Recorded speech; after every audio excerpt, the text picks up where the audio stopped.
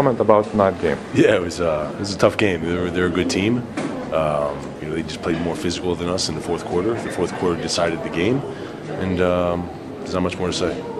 Which team of your group do you think can go to the next round? It's tough. Our group is tough. There's any team. I think our team is probably stronger than the other team. There's a bunch of great teams: FS Pilsen, Panathinaikos, Algiris, us, Madrid. The two German teams. They always play hard. So every game is important. You have to win your home games.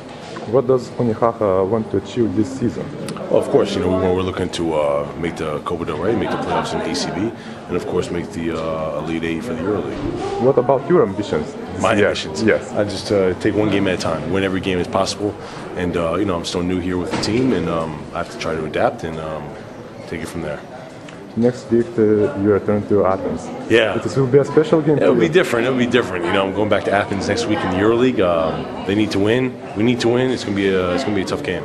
Do you miss your former teammates? Of course I do. Yeah, they were a great team. What you learned from the former team?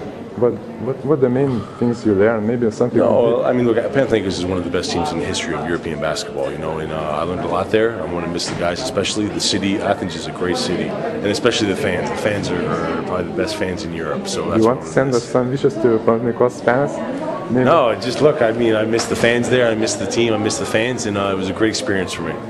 You happy with your role right now with the Malaga? Well, look, we all try to do what the coach tells us to do, and we're here to win games, and whether it means playing 40 minutes or playing 10 minutes, as long as we win the game, everyone's happy.